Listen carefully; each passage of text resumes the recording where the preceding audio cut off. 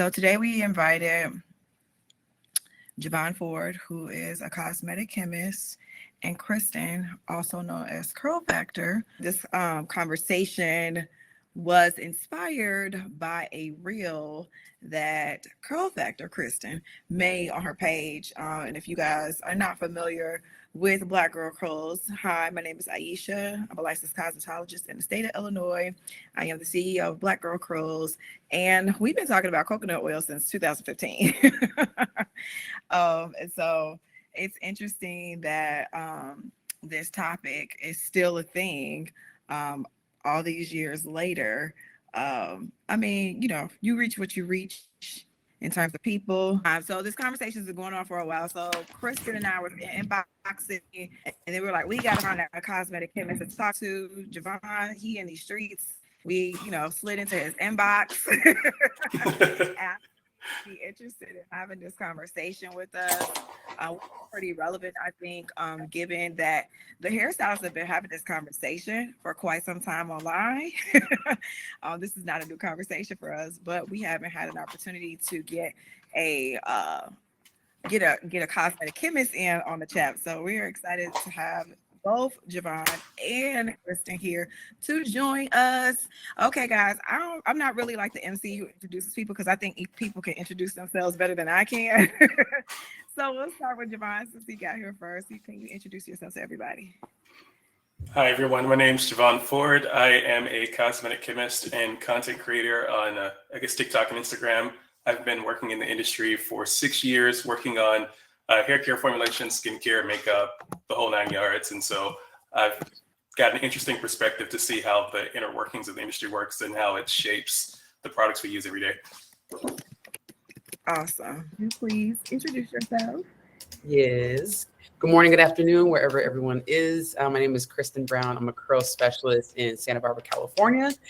And I've been in the industry probably since, just around 2008-ish, unofficially. And then I got my license, and then I've been doing hair professionally for the last 15 years. So yeah, I'm excited for this talk. This has been I am really excited. I'm really excited for this. Yeah. Same. I'm excited because we've been talking about it. Like we've given visuals. We have gotten people through the process of, of going from that place of using any oils for that matter to not using oils at all. And so we have gotten through I feel like we've done that front end stuff. We've done all that front end stuff. We have plenty of pictures to prove it. I mean, plenty of clients, billions of follicles at this point, right?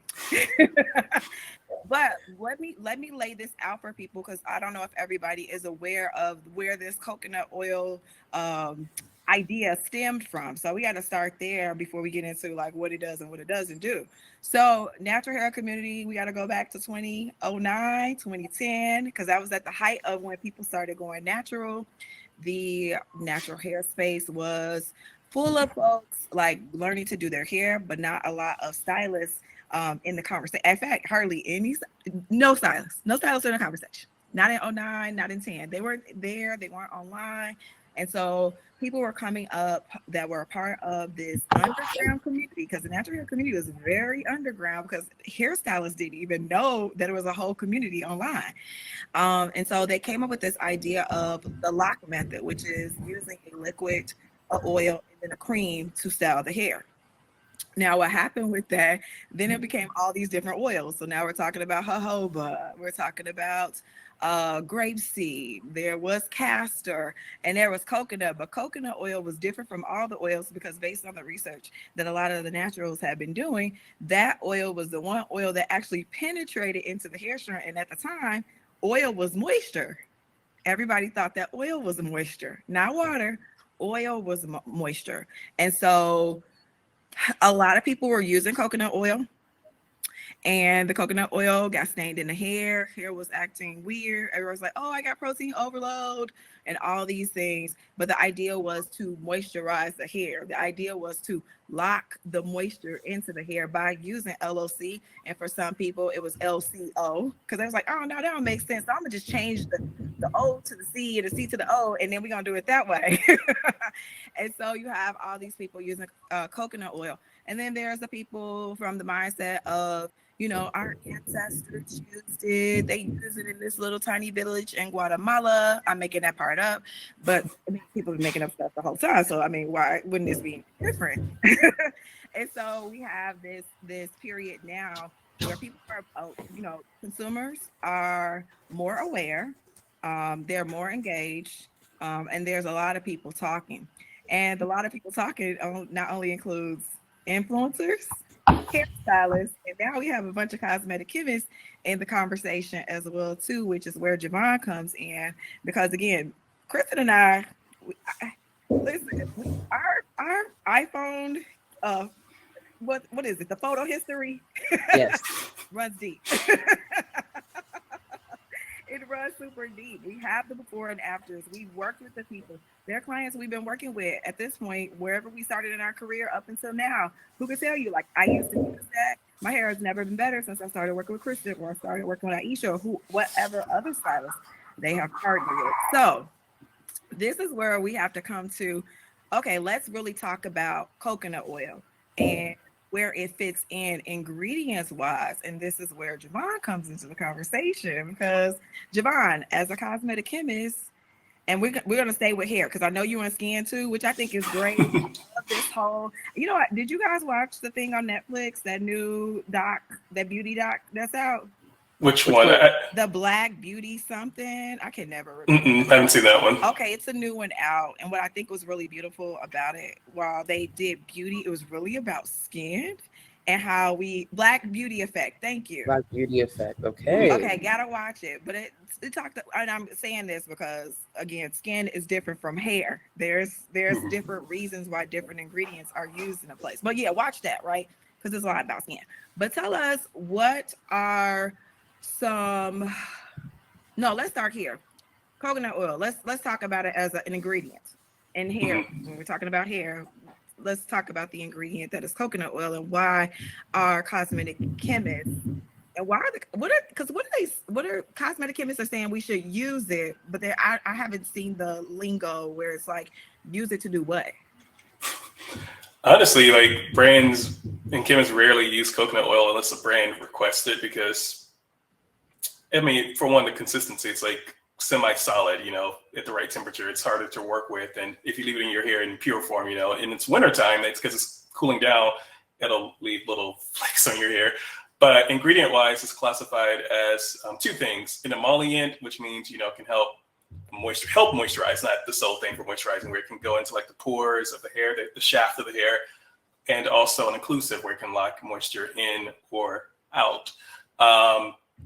And I don't know where the idea of it, like the three penetrating oils, came from, like, you know, coconut oil, olive oil, and avocado oil came from, because I personally could not find any research to verify which oils actually go down to the shaft. Like, I've heard that, the same thing you've heard for like the past 10 years, but in terms of like actual data, I could not find that. Because to a certain extent, all the oils do go a little bit in the shaft. Whether they stay there, that's anybody's guess. But coconut oil is made up of, all oils are made up of what we call triglycerides. Coconut oil has three: capric, caprylic, and lauric. And lauric acid is what people think of when they say protein overload, because coconut oil doesn't have much protein. But the lauric acid is what is actually useful if you got your hair bleached, like back in the day before the bond builders and bond strengtheners like K18 and Olaplex. If you saturated your hair in coconut oil, it did go down to the shaft, and lauric acid kind of helped buffer the bleach from like doing more damage, because it kind of shielded it from that. So that was like the main benefit of coconut oil in hair care, is for that purpose only. Like, you're going to do some extreme chemical treatment, you need to saturate your hair in this oil. But for like everyday styling, where it's like a leave-in conditioner or heat treatment, hot oil treatment, it's heavy. It weighs down the hair. It doesn't fully absorb. And then, of course, if you have residual coconut oil, it leaves those little flakes on your hair. Oh, I mean, I'm backing all of that up. Like, one of my things, seriously, was that I've had clients come in who are, but me being a colorist and having people coming in, and this goes to from people coming in to just get a cut, people coming in to get cut and color. What I am seeing is the moment that I feel their hair, I can automatically feel which type mostly of oil that they have on their hair. I can feel when it's mineral oil, and I can feel and smell when it's coconut oil.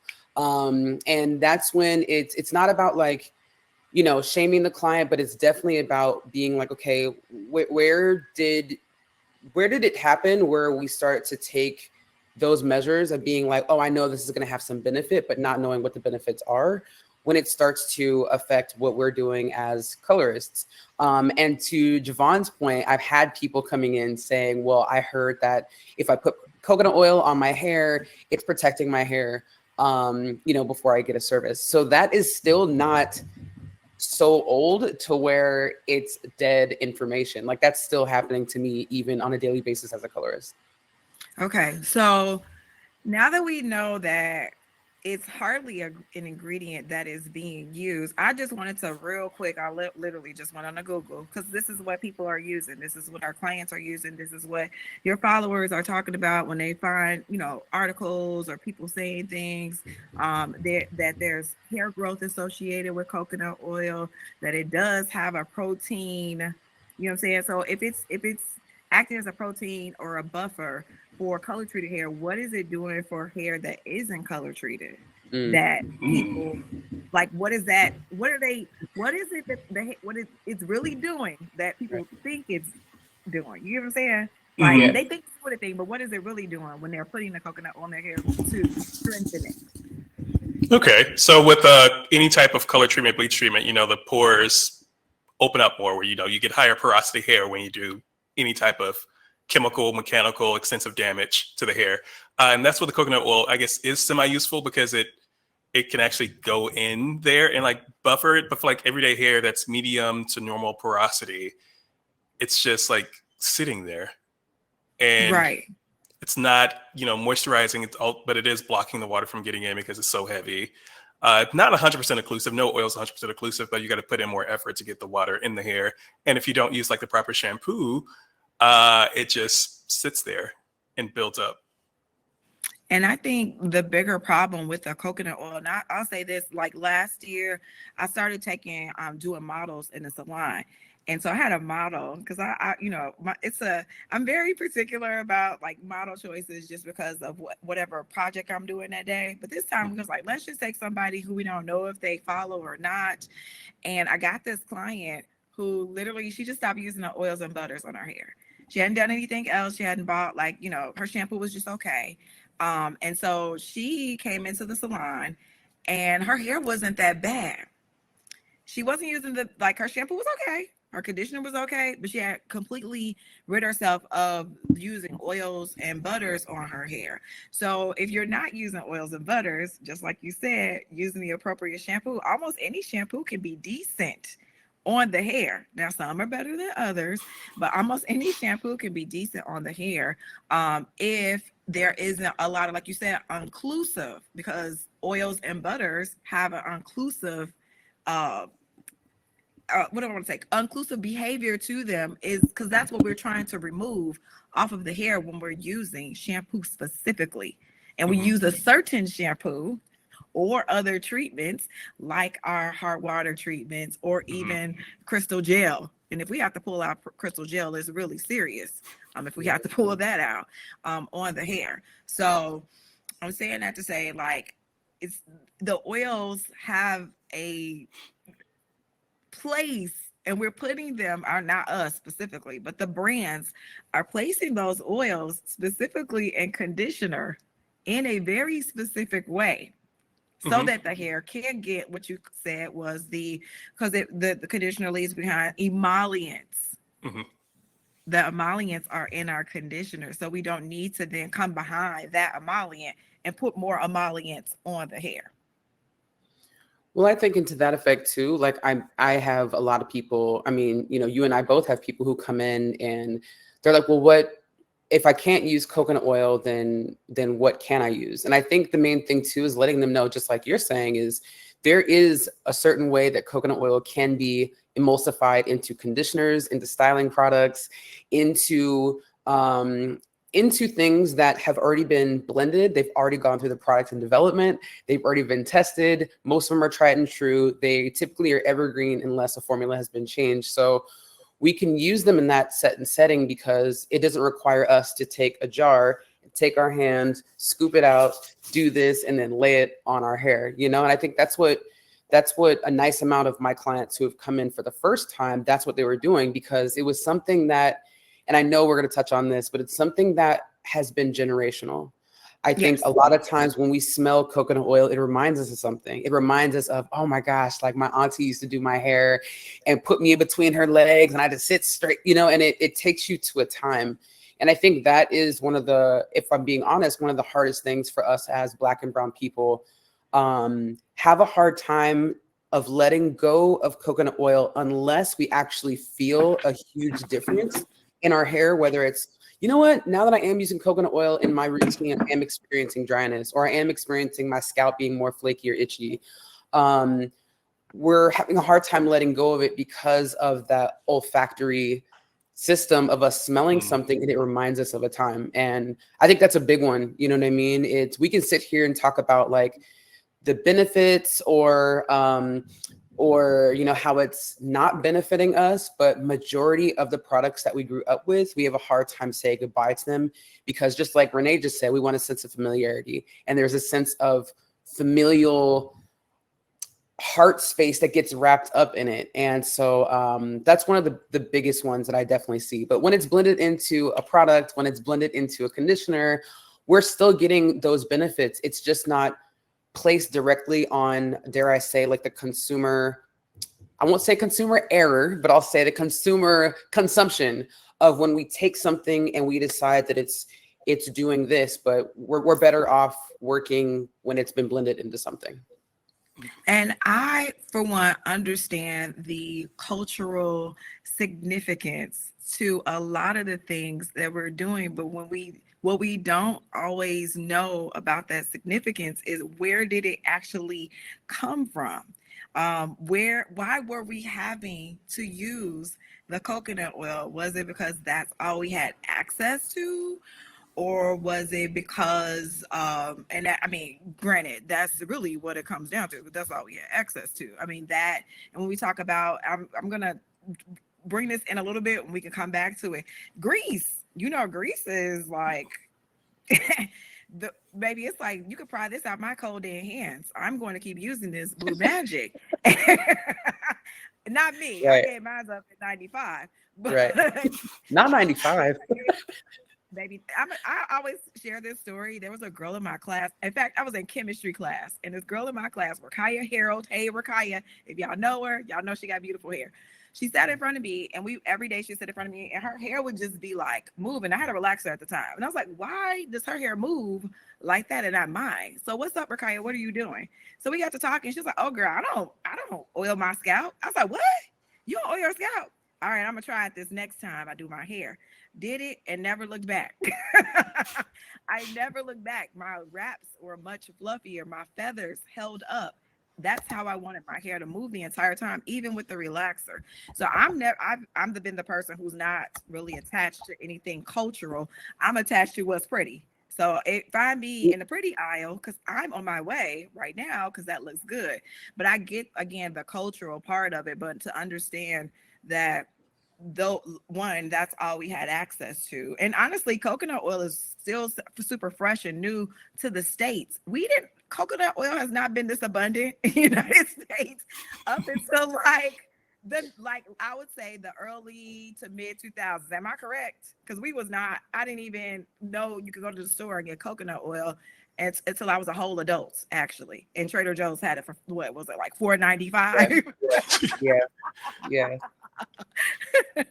Well, and Javon had such a good point about this when you're talking about like cultural. I remember when we kind of had like our little like touch base, you were saying something about what we were using back in the day, you know, like culturally. So if you can like touch on that, because that definitely was big info.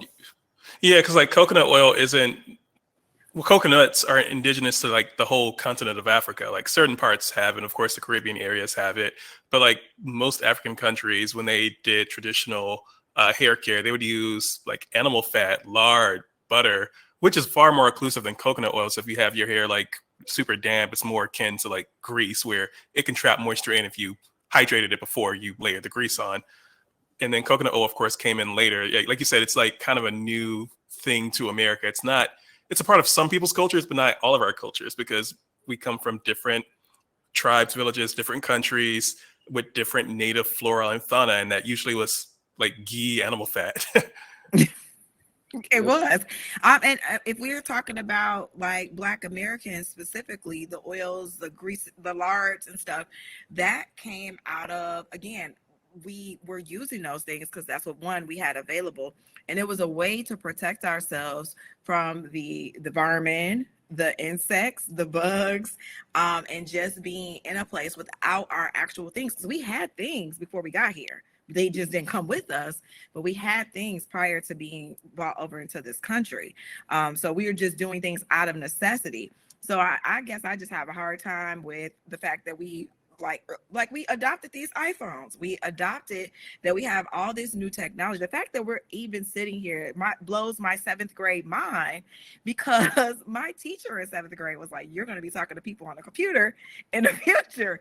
I could not see that in 7th grade, but to be doing something that she told me that I was going to do, and I'm fine with it. I'm getting on this computer. I'm talking to people all across the world. And it's like, why can't hair elevate? Like, why is it that we have to be, we had to send letters by mail. I mean, and had to wait literally for our cousin in Clearwater, Florida to send us a letter when I was in 3rd grade. So like, why is it so hard for us? But I do want to touch on something that Javon talked about when we were talking about it, about how like opening that jar of coconut oil and closing it. Like, what does that do every time we do that? Oh, the actual jar. So because it's oil, it can't technically grow bacteria unless you introduce moisture. That's the problem. Like if your hands are dry and clean, it's not really an issue. You sticking your hand in it because nothing can grow in it. But if you're doing your hair, and oftentimes we're working on our hair wet, sticking your hand in there into the jar and closing it, that moisture will start growing bacteria. Yep. And I see this a lot in the salon where we have the oil on our hair. Most people tend to wash their hair at night because it's more convenient. They have more time in the evening. And so they're using they're washing their hair, they're putting in the styling products, then they're following up with the oil. They're most of the time not falling to sleep with their hair completely dry. And then they're putting it up either in a bonnet, or they're putting it up in a bun or a pineapple or whatever. They're sleeping on it. So it's like heat, moisture, heat, moisture, heat, moisture. And then you mix that also with the possibility of, having longer nails, you introduce it. I've seen so many people on Instagram do this too. Like they're doing a cute little video and they're taking their nails and they're scooping it out. And it looks like really gorgeous and beautiful. But even that, like having whatever gets trapped under your nails, our nails also hold water. So having those, that The integration, introduction. the introduction. Introducing bacteria. Yeah. And it's so funny because, again, as a former coconut oil abuser myself, baby, the way it was melting down my forehead, on down my brows, into my eyes, and burning by end of day, okay? No. Something I will never forget. But I think about even my jar that I would have, that I stored in my bathroom, how the jar smelled one way at one point, and like eventually it didn't smell the same anymore. It has a very rancid smell to it after a while. It shoots up in rancidness. Like it starts like a little rancid, and it continues to get more rancid as time goes on. And I don't even think people know that smell is not a good smell. Like that's coconut oil you need to throw in the garbage. I think the shelf life of coconut oil is about 2 years. And after that, and the other thing with it being in a jar, you're introducing air, and that air is oxidizing, and that's where you get that rancid smell. And all oils have that problem, but coconut oil is one of the only ones that you keep in a jar. The other ones are in bottles that you're not constantly introducing like oxygen to. Right. Now, So let with that me said too, I actually was in Costa Rica recently and made a meal there, and I used powdered coconut. And it was myself and another chef where we were, I kind of made this dish. I kept tasting it and I was like, something is off. Like, and I can't put my finger on it. And the chef wound up tasting it. And in Spanish, she was like, yeah, the coconut was rancid. So what happened was, even in its powdered form, before that, there was a level of rancidity that happened, and then it was still powdered. And so I think there are so many different ways that something can be introduced that is rancid. But I think with that being said too, is we tend to have a difficult time throwing away the thing because we spent money on the thing. And we try to make it still work. And we try to be like, I spent like $8, or, whatever it is. Like, even me in a cooking setting, I was like, I tasted it, but instead of being like, let me just throw this away, I was like, well, maybe if I had a little bit more sugar, maybe if I do a little, and it's like, we do that. We tend to just be like, well, I spent money on it, so let me just use it up in its entirety, even if we do smell it going rancid. So.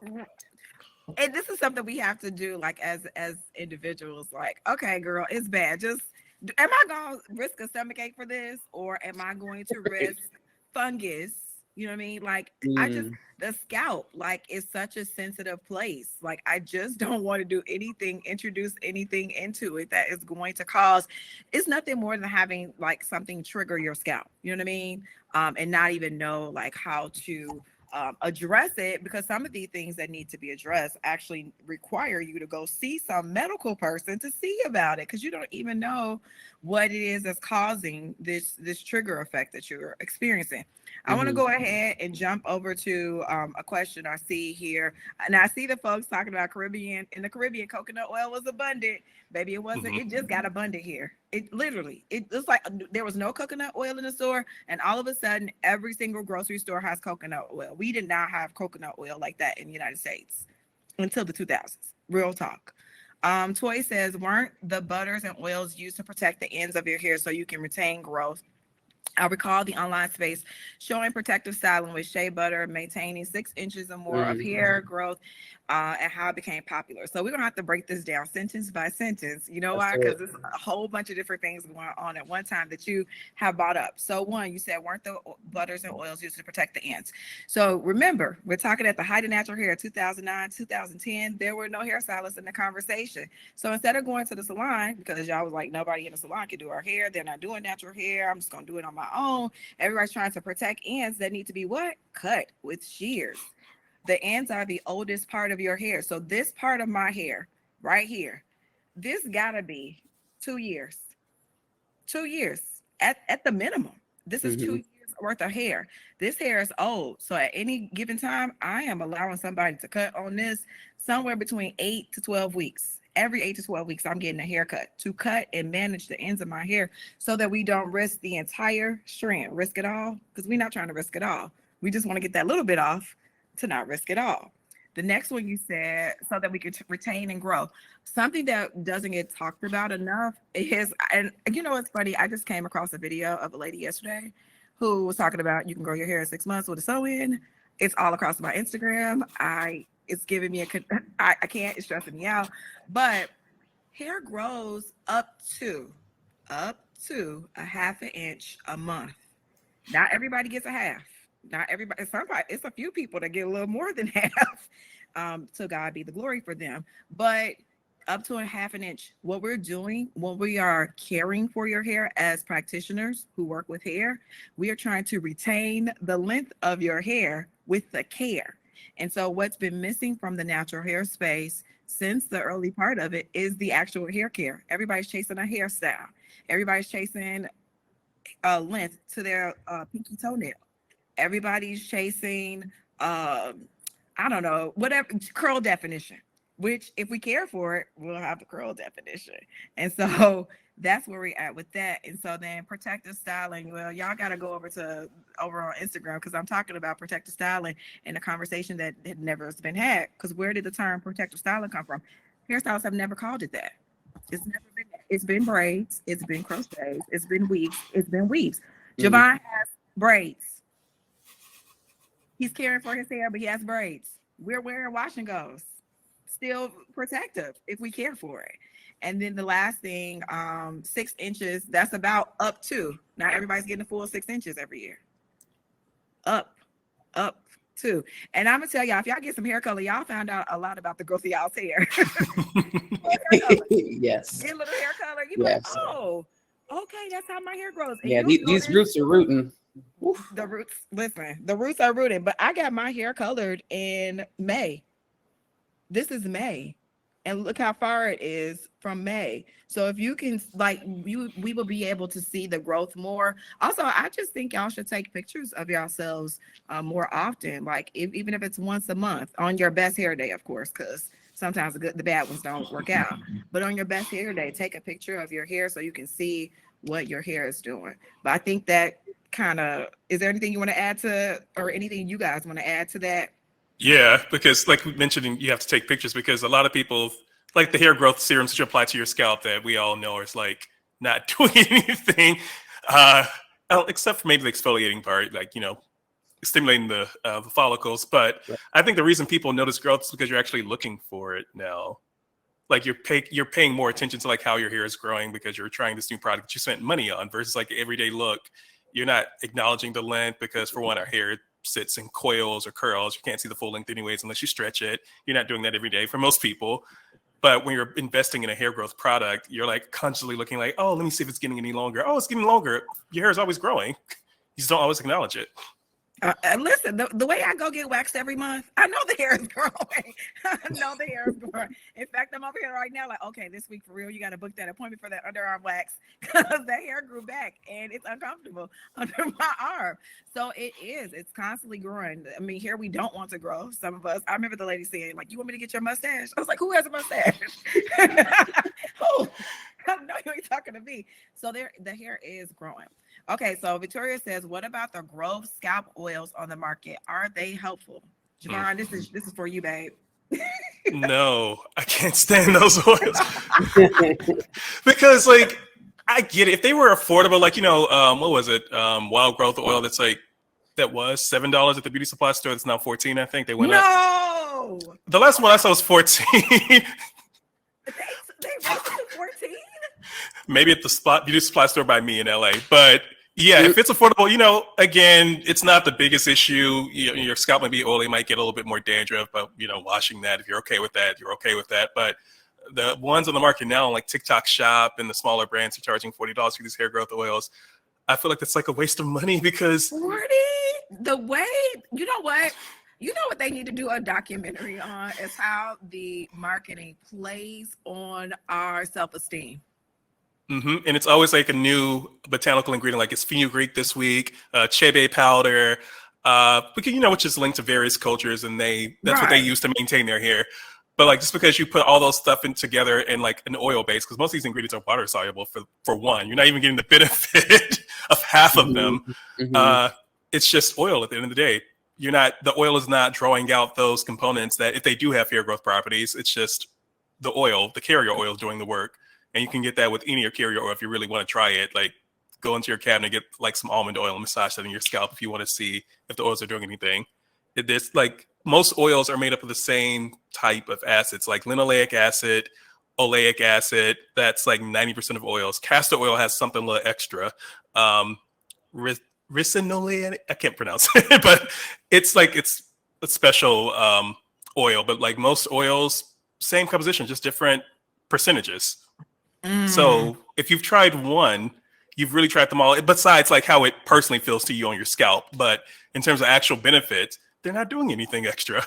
And can we say that some of these oils are not even the purest form of the oil? Oh, no, definitely like, not. They're like these very like, you know, those cheap serums they have at the beauty supply store. I know because I go to beauty. I lived in beauty supply stores as a kid. It's just a fascinating place because it's the thing about beauty supply stores is that those things are accessible. Like for $2, you could just change your whatever you think perceived to be your world for a couple of dollars. But they used to sell like these really and like serum this and put it on your hair, and then you would smell it and feel it. And it's just like something felt unreal about it. Mineral oils Yeah, are not mostly. no because real oil costs a lot of money. It's either cut with mineral oil or cut with soybean oil. You can tell because when Yes. runs down your hair, your face, and you get a breakout the next day, it's probably soybean oil, because soybean oil is really good at clogging the pores. But yeah, most of those oils, like what is it, Hollywood, the little Hollywood brand that used to sell like tea tree and olive oil. At the register, they would have Yeah, it like at the register. that's all soybean oil. Mm. Whoa. Okay. So Toy says preventing split ends, protecting the ends with coating the ends with butters or oils after moisture with water. It was all about length retention. And again, people were getting it wrong because I don't know, like preventing split ends are going to happen if the hair is weak, if we don't have a solid hair care routine in place.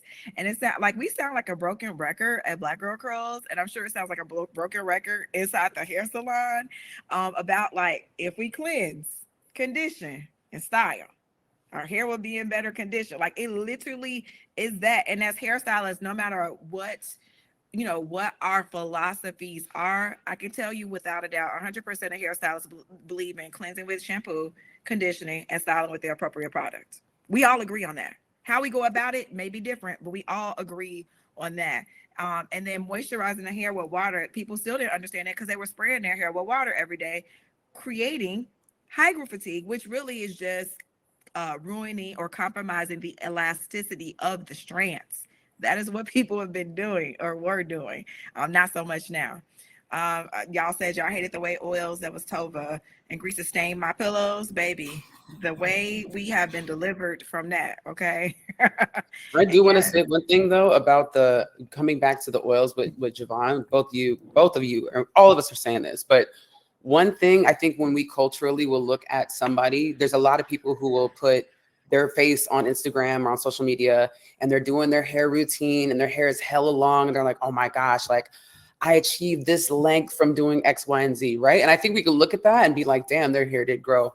I think one of the biggest things that I know that I speak about day in and day out in the salon, and Javon, this is to your point, when you're buying an oil, or you're saying like, all right, I'm going to buy this growth serum oil and I'm going to use it. I'm going to be diligent. So not only are you looking for it, but you're most likely going to subconsciously act better in life. You might be drinking more water at that point. You might be eating better at that point. You might be nourishing your body from the inside out. And you might be seeing results from that way. We all have to remember that hair growth and nail growth is an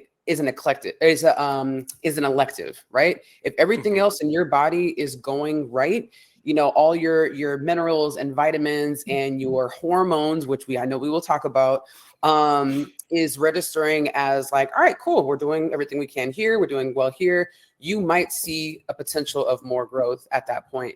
But I think it's for the people who have the super high stressful jobs, or when I ask them like, so what's your stress level like? It's not. The moment that inflection goes up in that voice, I know you're stressed out. You're covering up. You're under so much stress at that point, to where you found some way to justify it. And so stress, what you're actually eating and putting into your body.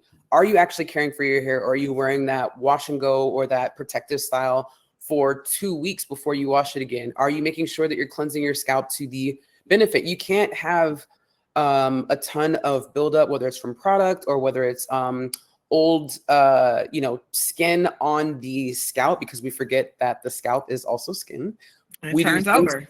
Yeah, and we do things to our scalp that we wouldn't dare do on our face. So it's all of those things that I think we really need to take into consideration, because just using an oil and fingers crossing it and hoping that it's going to be the miracle product isn't it. It most likely has a lot to do with that person's diet, with that person's their water intake, all that stuff. And stress is a big one. So I just wanted to say that before you move on. No, I think that's an excellent point, because even that part where you said you do this one thing and then this other thing comes with it, right? You change your diet. Now you're like being more conscious of how you actually care for yourself. One of my favorite quotes is from Deion Sanders. First of all, I don't know Deion Sanders slandered aloud. I love him. But one of the things I heard him say years ago, he was like, if you look good, you feel good. If you feel good, you live good. If you live good, you sell good. His kids were selling candy, by the way, at this time. But it goes back to that, because if you do feel good, you start to look good, and then when you're looking good, you feel good because of it, and so you do more things that actually make you feel good for yourself by caring for yourself in a way that and allowing yourself to actually care for yourself in that manner and give yourself that type of attention to see those benefits. So it's not just this one thing you did, it's these multiple things that actually, because if we, as hairdressers too, especially us too, because we ask a lot of damn questions, we're going to ask those questions like, okay, so you started eating healthy, you started running too? Oh, you was jogging?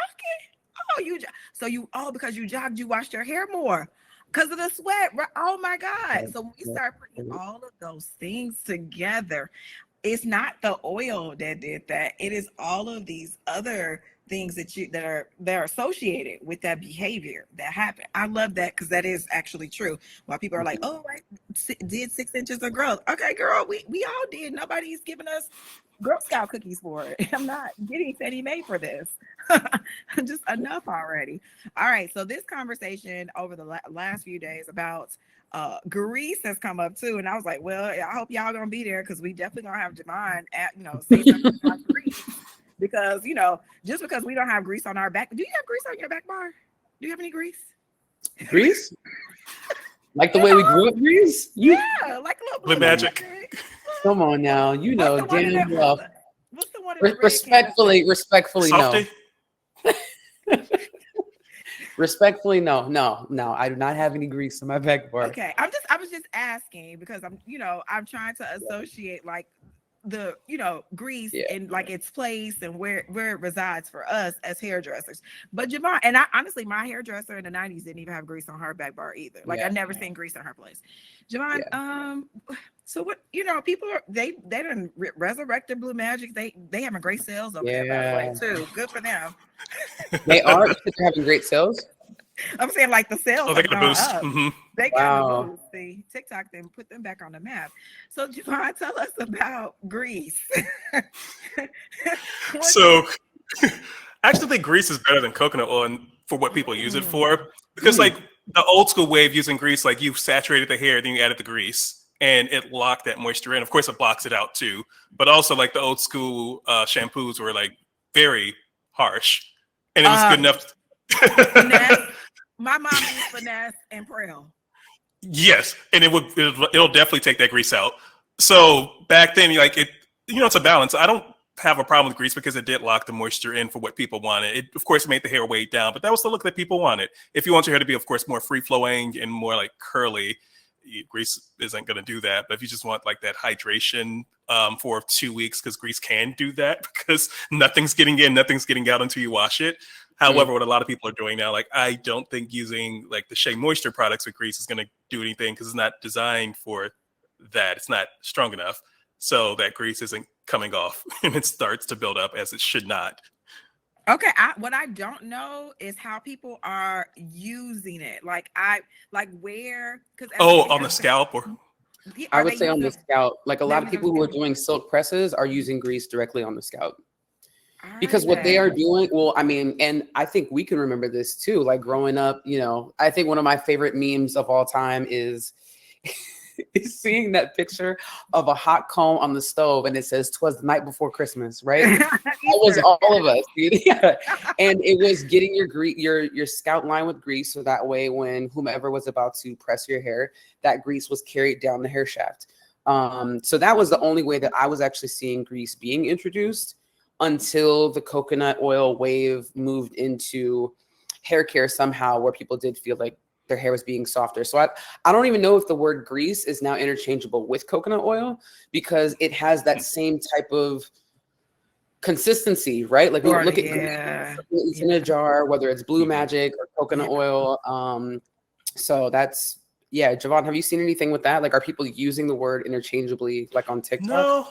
No, because when I see people talk about grease, they're talking about the classic Blue Magic and softening and stuff. And I've seen people do twist outs with it. I tried to twist out once with it. It stayed hydrated, but it was like, it didn't look the same. Like it had no body. Yeah. No hold. And no hold. No like volume either, because, it's grease. It's still grease and it doesn't dry down. Okay. And I'm going to say this this is also regional. Again, I have to go back to the 90s because again, I feel like the 90s was just a classic time for hair, especially black hair, because that was a period where we were doing things with hair being down, hair being molded. And so molding hair, setting hair into a position, be it if it was a French roll, a bun, if it was a rod set, because they was doing rod sets heavy in the 90s. Um, if it was some type of freeze curls, like those things were all about like molding and freezing hair like in time because they did do a lot of that. And so you had two different people. And the molded folks, we definitely weren't putting any grease on that because we wanted that hair to stay like that for 14 days. Like it was unaccountable. Like we were wearing this French roll for that time. If you had somebody who had wraps, now this is where things get regional because from what I understand in DC, with DC being very swampy, a lot of people were doing what was known as grease wraps. So they were using grease on the hair when they were making the wraps, which were of course like more weighed down, a little more heavy. But if you think about it, you know, I know you guys travel, you've been to DC, you know it's a swamp. It like whatever your hair is doing, it's gonna be doing whatever DC said it's gonna do because of the conditions there. In Chicago, the weather's a little somewhat dry, somewhat moist, but we liked free flowing hair, so we did a lot of movement hair. So there wasn't a lot of grease being used on adults, maybe on the kids, but not on the adults hair. And in California, baby, y'all wanted that hair straight, Laid. no curls, no curls, no curls, and all the movement. It was all about Body. movement. Yes. And Yeah. so definitely folks in California were not using grease at all. Like what's grease? Who's using that? And so that's where it becomes regional. Now, what to Javon's point of he said, okay, grease is better than coconut oil. I guess where does it fit into styling? If you're doing a twist out with grease, as a stylist, I'm like, where's the hole? Like I need to style the hole. Like we do, and maybe y'all twist outs take a long time to do. Trust me, I do. I've done them, 45 minutes to an hour 15 of twisting hair for you to take it down, and then it turns into, and listen, before anybody comes for me, I don't have a problem with afros, but what I know people don't want to start there though. Like if it turns into a fro, we're good. We don't want to start from the fro if we did all this work to do the hair. So grease does not have hold. That's why we are not using it, because we're trying to hold styles. That's not holding my style. Again, I don't have a problem with whatever people want to use, but for people who want hold, baby, grease is out of the chat. It's out the chat for me. And again, I haven't used it since 95. Like my hand probably won't allow me to pick up the Blue Magic if I were to go to the store to try to intentionally buy it, because it's just like, what are you doing, sis? Kind of thing. So something to says, go ahead. Yeah. Well, I think one thing too, you're talking about like regional, which I think is like super big. I would also, to that point, speak on, and Aisha, I know that we've had this similar experience, but we have people who come in, and I know this was actually in the chat too, when it comes to culture and it comes to the way that we grew up. Now, everyone in the chat is no longer a kid. Yes, all true. Everyone in the chat say, yes, I'm a whole ass adult. Because what happens is we hear these stories where people are like, yeah, well, when I was little, when I was in second grade, when I was this age, my hair was flourishing. My grandma or my mom would always use coconut oil and my hair would be long and ... I think that we have to remember that we don't have the same hair as we did when we were in second grade, when we were 9 years old, when we were young and we didn't have, again, stress, when we didn't have all the environmental and manipulative stressors that we have these days. We don't have the same head of hair. And so like I was just saying, like these, on the very ends of the hair that's 2 years old, but everything that happens to get to the ends of the hair, like what are we doing? And so I think that we have to really look at that and be reminded that our hair is in a constant state of evolving and evolution. When we are in our late 50s, when we are in our late 60s, if we are so blessed to have a full head of hair, amazing. But things will continue to evolve. And so using those same products that we did when we were kids, hair care has advanced so much to where we no longer have to rely on what our family could afford then. I know a lot of us drop money going to see Beyonce. I know a lot of us drop money to in our hair care routines. We thankfully, as Black and brown people, are in a better financial situation where we can afford to invest into our hair care. The Black beauty industry, Black beauty hair care is one of the highest grossing, period. So I know there's a lot of us that want to use, like we said, grease or coconut oil. And to that effect, I would say that grease at one point was more cost effective than coconut oil. Maybe at one point, it was neck and neck, right? Now with inflation, now with the pandemic and everything, coconut oil has now skyrocketed because we are in a more holistic state of eating better. So we're choosing things like avocado oil and coconut oil to cook with instead of vegetable oil or canola oil. So, Aisha, to your point, like coconut oil, it has been, new culturally to us because a lot of people have made it the wave of eating better with choosing better fats.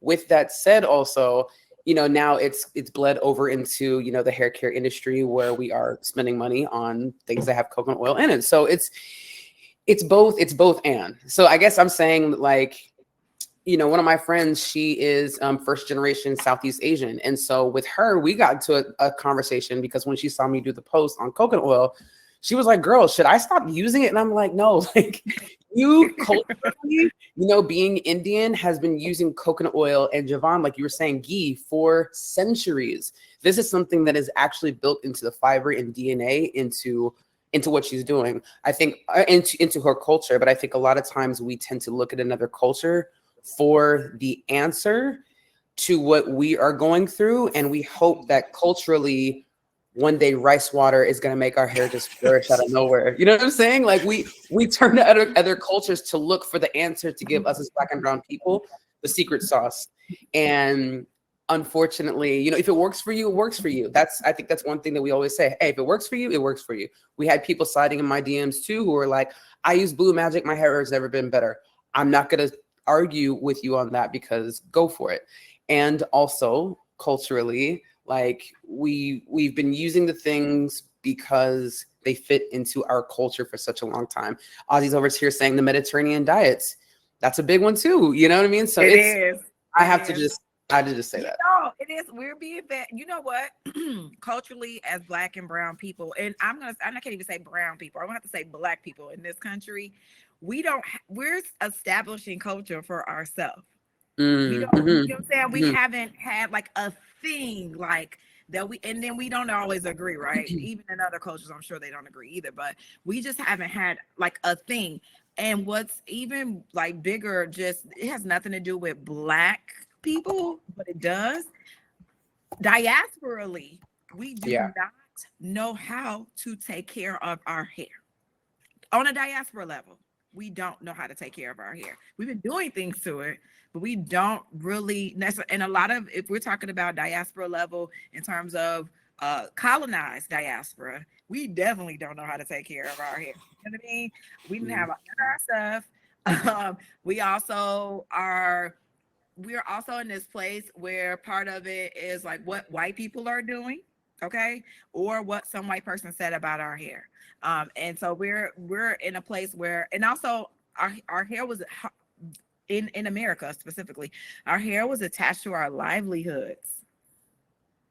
It's been attached to our livelihoods for so long, which is why we have these conversations, especially here in the US, about respectability politics and how that has impacted a lot of our hair choices. But now we have a little bit more choice, a little bit more freedom as we're learning to embrace our hair as it grows from our scalp without people. And I understand the Crown Act and all of that. And again, people can fire you for whatever reason. And they can harass you for any reason whatsoever as well outside of your hair. But until we get to a place where I feel like we take that power back around our hair, when we actually learn to take care of it, that literally, maybe the hair care in the 80s wasn't so bad. It wasn't so bad, except for that pressing comb and the way they was putting the grease on the hair when they was using the pressing comb, and my mom sitting on my back to comb my hair. But we have evolved with our hair care, that we actually have more choices and options than we ever had. Because like Javon said, during that time in the 80s, we were using Prel, we were using Finesse. Those were the only, what was the other? Pert. It was Prel, It was finesse and it was perk. And those shampoos were so strong. I think they were stronger than our strongest shampoo that we use in the salon right now. If they bought Pearl back, I would buy that. Or finesse. I would buy that over Malibu. It's definitely gonna get some stuff clean. And so yes, we had those things at the time, but the beauty aisle has expanded. The options have expanded. The understanding we have around our hair has even expanded now. Like people wearing their hair like this. That wasn't a thing in the 80s. Like we didn't see people walking around with their hair like mine's or even Kristen's hair. Shoot, Javon too. Because y'all just embraced braids in the last 5 to 7 years, if we be honest. Am I lying? No. Braids upticked in a way they never upticked, because when I was growing up in the 90s, it was like, ooh, you're real Afrocentric. It was giving you from New York or something, and you want to be like with Africa. Seriously, I'm not even making this up. In the 90s, it was very much that. So to see people wearing braids, I love it actually. But it's a shift. So if we can shift our ideas about braids, we can shift our ideas about our own hair. We can.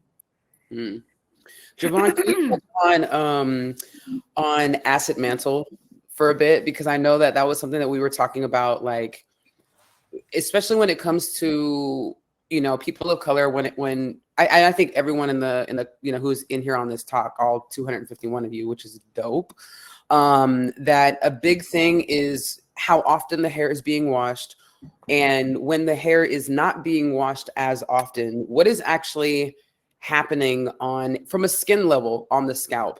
Because I know that this is something that Aisha and I talk about with clients all the time, is like, you know, how often should you wash the hair? Which, you know, that's something that we always will give to our people. But I think the science behind going so long without getting rid of dead skin cells on the surface of the scalp, how that's a big one. And then when people do find that they're using something like coconut oil directly just on the scalp, like, is that a benefit? Is that something that they should stay away from? Like, I think that's a big one that I see in the salon. Okay, and I'm going to loop in, I think Kisa's comment was asking about using coconut oil before shampooing. So the acid mantle is basically what protects our skin and scalp. Hair to a less extent, because biologically we don't need hair, but the scalp definitely. It's like this low pH range, like between 4.4 to like 5.4, that is optimal for ensuring a healthy microbiome. The good bacteria are happy, the bad bacteria aren't like out of control. The fungus isn't out of control, like the malassezia that gives us dandruff. And when you disrupt that, that's when you get like scalp infections and scalp issues and dry flaky scalp. There are other causes of dry flaky scalp. That's like a big one. Same thing for skin. Like, you want your acid mantle to be happy, and even the hair itself should be slightly acidic. And of course, the shampoos, I think before the 70s, weren't really pH balanced. Now everything's pH balanced. It's a marketing term now, but any shampoo you're buying on the market, I don't care what it is or how old the brand was, is pH balanced to be, except for like dandruff shampoo has to be at a higher pH because of the active ingredient. But regular shampoo, clarifying doesn't matter, usually has like an acidic pH to account for that. Because if you take that pH way above like 7 for the hair, that's when you get the pores and cuticle lifting. That's when you get your scalp being irritated because you're disrupting the acid mantle. That can take, you know, usually takes an hour, but like the longer you keep disrupting that, if you're shampooing like every day, it can cause like damage that will take a year to repair. And if you're not washing your hair enough, then I don't know if it disrupts the acid mantle per se, but that oil does build up, and that feeds the fungus, that feeds some of that bacteria, and your scalp still isn't happy. Yeah, I mean, that's just such a big one, because we're constantly talking to people every day about, all right, so how often are you washing your hair? And to look at us kind of be like, I mean, honestly, when you hear that, you know, it's probably we're teetering on. Yeah, it's the inflection. It's the inflection for me. And it's, you know, it's making sure that people don't feel judged, you know, when they come in. They're already in a safe space. They're already in a vulnerable space coming into any salon, right? And so I think that's the big part of it, is people knowing that your scalp, and the more that you disrupt what's going on your scalp, is so big. You know what I mean? I mean, I was having people who were just like, yes, and then I take, you know, apple cider vinegar and I just pour it directly on my scalp. And we're like, I'm like, cool. Talk to me about that. What is the reason that you're doing that? And most people are like, I don't know. you know? And I think somebody said in the comments too and this is to your point too, is like, we're doing things to our hair that we see on social media. We're doing things to our hair that we're just seeing, but we're not knowing the reasoning behind it. Or when you buy a shampoo that says scalp rinse with apple cider vinegar, this has been carefully formulated to work and to target certain things. But when you take just straight ACV and you mix it with baking soda and then you put that on your scalp, that's doing something. You know, there was volcano. It's giving volcano. I'm sorry. I just think Right. about science experiment. The cheapest science experiment Right. we could do when I was growing up was to get some baking soda and some vinegar. And it was like, oh, we can see this fun thing happen. Now Right. you're doing it on your scalp. I can't.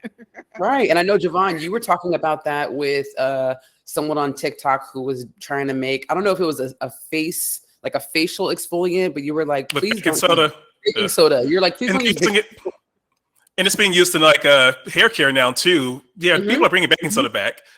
People are using baking soda now to remove color. And I'm like, you haven't heard this yet? This is a no. Yes. My pressure, my stress levels. I'm trying to keep my hair. I'm trying to keep my hair, so I'm not going to be stressed out by what other people are doing to their hair. Yeah. There was a treatment called, I have a client who, and she may or may not be in here. This is all of, she came in, and we talk about this all the time because she brought this to my awareness, but there was a treatment called the Cherry Lola treatment. Oh yeah, that's old. Right? Okay, so this has now since been revived. We had to dig so deep to see what the original, it was like a game of telephone. Like she was like, yeah, I've done this Cherry Lola treatment. And I was like, what is this? And she was like, well, the original recipe calls for X, Y, and Z, but I've done my own version of it. So now we've taken what an original formula was, which already was like, wait, hold on. And then she had modified it, and now she added in banana, she added in egg, honey, avocado, all the things that right.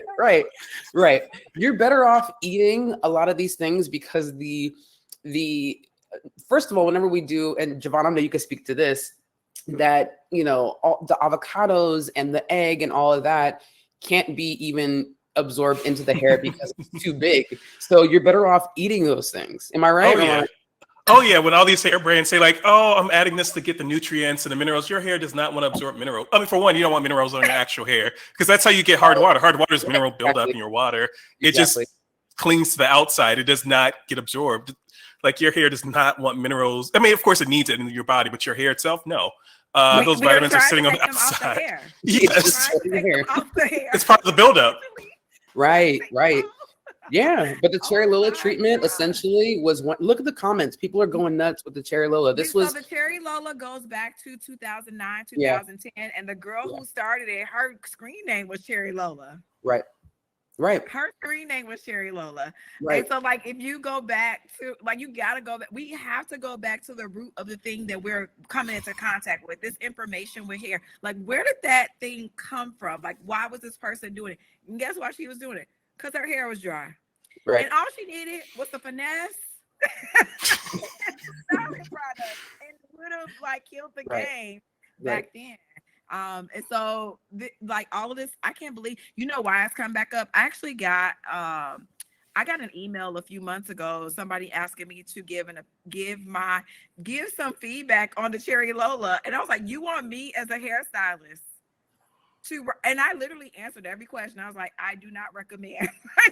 Shampoo, conditioner, like literally the questions. I was like, so about this step in the Cherry Lola, I was like, conditioner, just use conditioner.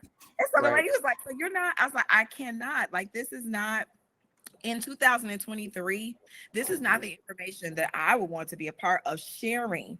And as a source, no, we just have to do better. This is not beneficial to, like, at this point, it's like, I feel like people trying to sabotage Black women's hair and they don't even realize they're part of like this mass, you know what I'm saying, system of people like ruining their hair. And it like literally drives me insane because I just don't know a stranger that could just come on. I need to see.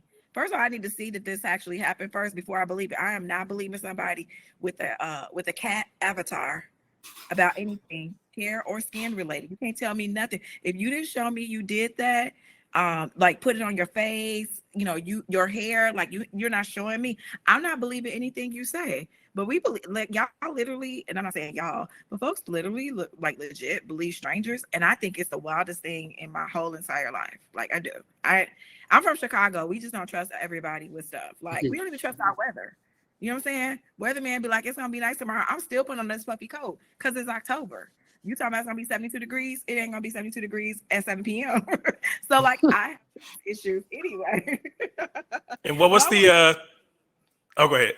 No, you go What, ahead, Javon. what was the treatment called where they used to use bentonite clay, and then was that part of the maximum hydration treatment? I forgot the name of it. That was on YouTube. That might be a part of the no, the max hydration. It's like there was max hydration, there was the greenhouse. That's the one where people was going to bed with wet hair. And then there was they were just calling them bentonite clay They were treatment. calling it bentonite clay treatment. And that's when people, I don't think they really understood that bentonite clay in itself is No, it makes the curls pop. No, it makes the curls. It makes We're love. Respectfully. I mean, I think to that effect, though, some people, just like the cherry Lilo treatment, which some people on the comments were like, I don't even know what the cherry Lilo treatment was. Essentially, it was a mixture of combining baking soda, apple cider vinegar. What else? It was a whole bunch of things. And to my client's point, she was like, my hair did pop. And also, I feel like sometimes it'll hit. You know, and I think that when somebody sees their hair and they see it on the internet, they're like, oh, that person has curls like mine. No, they look like they have curls like yours, but they're not your curls because you're not that person. So there's that. But I think also the same thing with the bentonite clay situation was that people would see someone who got a fire result, which is where they were mixing the bentonite clay with apple cider vinegar. And then some people were adding lemon juice, some people were adding water, and essentially some people were getting a pop-in result. I think, and Javon, I don't know what you think on this. Sometimes I think people were getting that result on the hair that had so much product buildup. By the time they used something like the bentonite clay situation, it removed product, it removed everything, and they were seeing their curls for the first time. I can see that. Okay. And I never really even thought about it from that perspective because I couldn't figure out. I was like, what is, I really was more so dumbfounded because I could not correlate what was happening, what they were doing with what was happening wasn't making sense for me. Right. That's the only reason that's the only theory that I came up with as far as getting that snap, that clump. They were seeing their curls do all the juicy things. And you're like, how the hell? Because this is clay and clay is going to withdraw and pull out any moisture.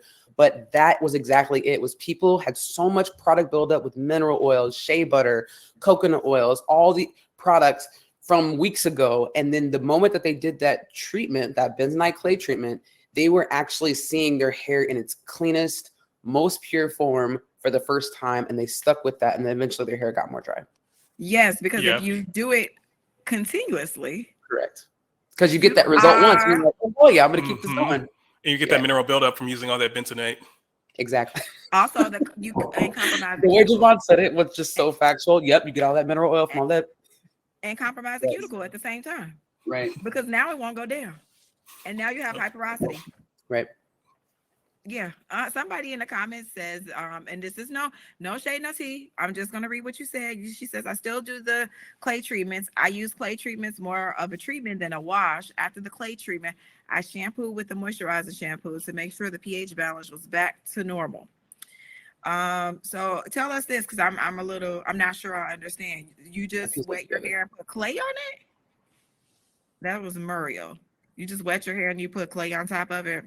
I still do the clay treatments. I use the clay treatment for I'm curious.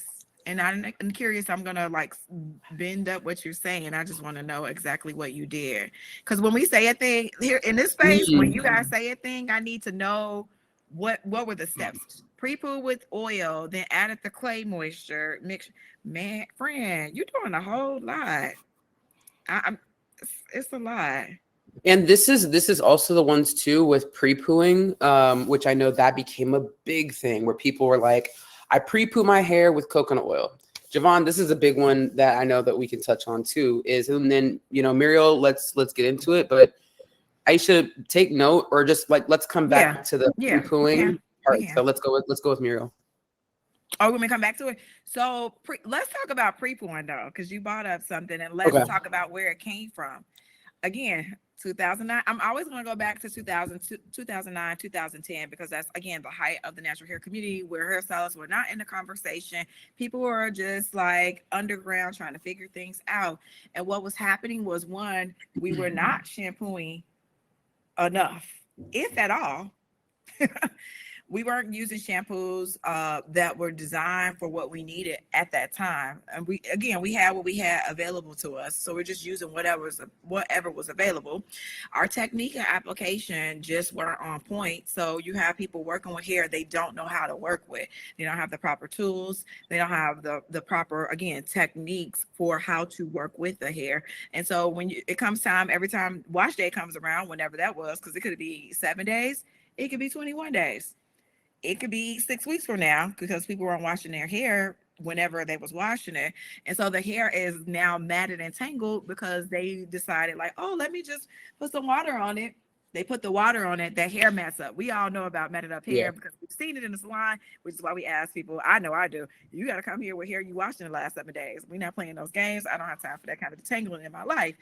So people started pre-pooing because they found out if they pre-pooed with oil, because they were doing it with oil, that they could loosen the hair up and minimize the tangle so that the hair wouldn't be super tangly when they shampooed.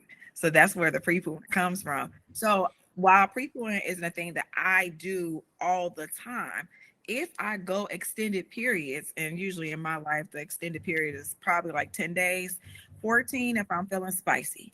And then for those who are coming out of braids, and children, because a lot of people just like the kids be stressing them out.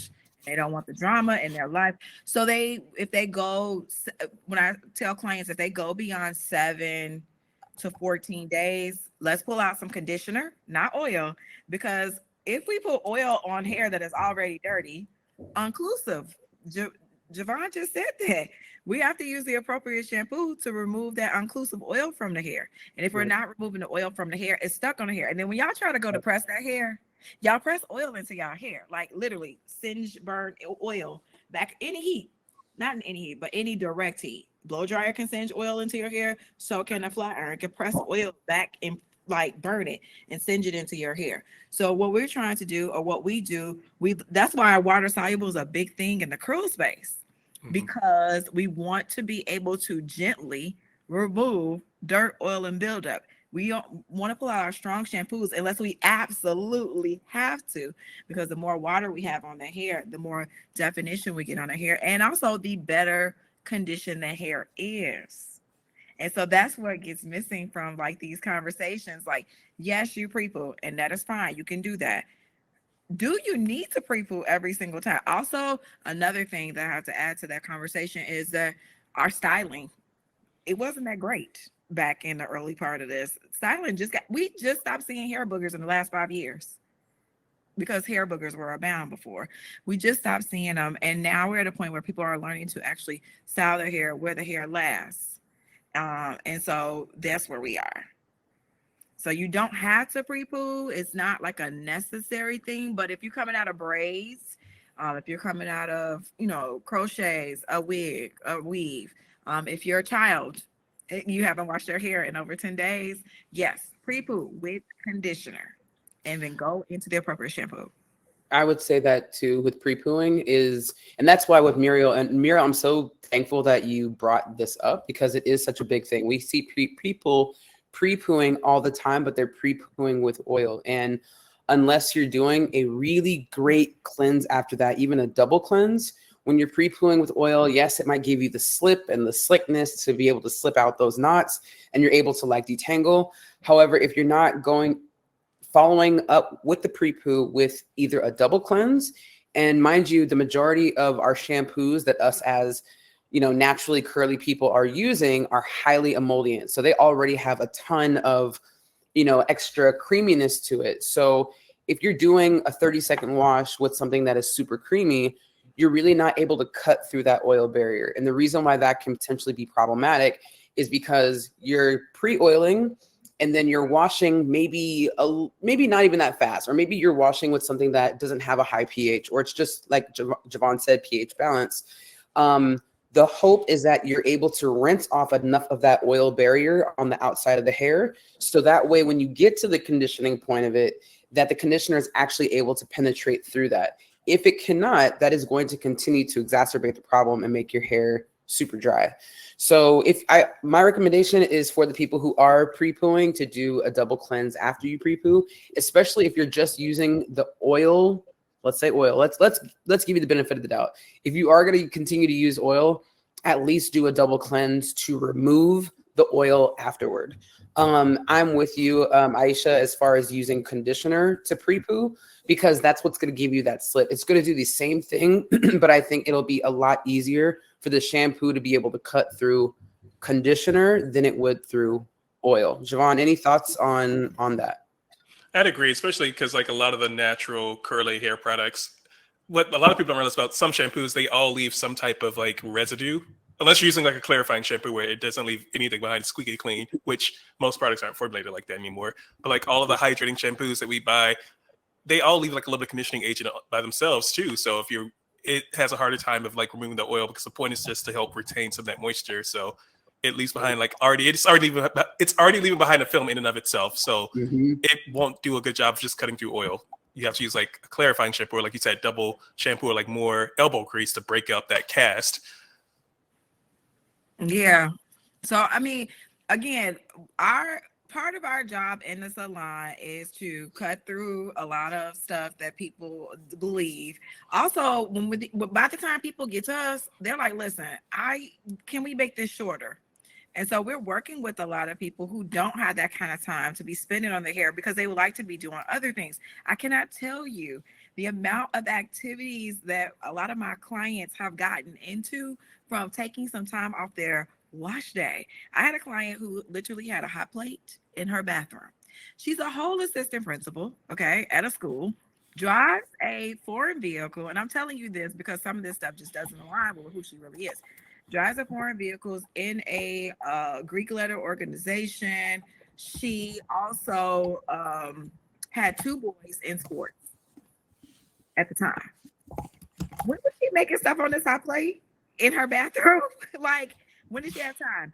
After we worked together, after about a year of working with her, she decided, like, I want to get my life straight, because this is what happens when people come into the salon and they want to like take less off their plate, especially with their hair. They start getting into other stuff. I'm bringing this up because this is important. My client, who then was doing all that in her bathroom, now has time to run marathons. And now she is a vegetarian or a vegan at this time. And she jogs and is in running groups. So I'm saying all that to say, well, I think, taking this time to like spend time on ourselves, spend time on our beauty. I think there's other ways that we can also invest in our beauty that doesn't necessarily mean layering our hair and stuff, spending a lot of money, because right now everybody's like really cautious of what they're spending their money on right now. And so like, I'm not buying that. I just need some shampoo and some conditioner and some gel that's gonna give me the look that I want at this point, or a styling foam or cream to do that, and call it a day, because it don't take all that to look good.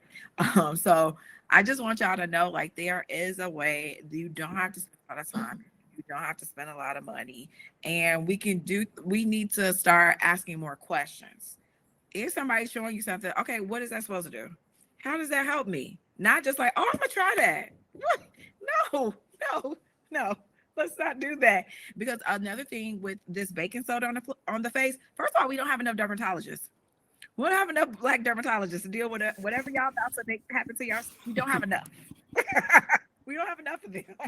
So I'm gonna need y'all not to be doing stuff to y'all skin where it's gonna require you to go see a dermatologist that we don't have enough of in the first place to fix it. Okay, to fix it. No, and at this big old age, I'm 44 years old. Okay, no, some things are just gonna be a no from the jump. If not strengthening oils, what are some good treatments for the scalp? What to do what? See what I'm saying? What are we doing to the scalp? What does the scalp need? Because if we just shampooed it every 7 to 10 days or 14 days, scalp's actually Gucci. Believe it or not, with the appropriate shampoo. More so shampoo than conditioner. I'll say that. I think that shampoo matters more than that conditioner. It's not shampooed. Oh yeah, she answered it. I think the main thing too, with that being said, with using shampoo, there's a lot of us who are roughing up the scalp way more than I think I rarely use the term should, but way more than we should. You know, we have like nice, beautiful long nails. We'll do this thing where we just scratch the hell out of it. The scalp is so sensitive. And if you're constantly scraping at the scalp like that, that can also lead to problems, right? Because we're scratching up the scalp. Now the scalp needs to heal. The acid mantle, like Javon said, is going to come in about an hour to try to repair itself. But at that point, you're trying to heal your scalp from an abrasion. And then if you're using product on top of that, that could potentially be irritating your scalp because you have little micro cuts in your scalp. Sometimes it's that kind of sensitivity that I think people look at and they're like, oh, I used this product and it made my scalp itch, or it irritated my scalp. And it's like, actually, that could be true because our scalp reacts to products differently. But how rough were you scraping up your scalp during the shampooing process? So I'm constantly teaching my clients to use the pads of their fingers to go ahead and emulsify at the scalp, massage the scalp. That'll also create like a nice amount of blood flow circulation, but making sure that we're not just taking our day out, you know, on our scalp when you're shampooing. I think that's a really, really big one.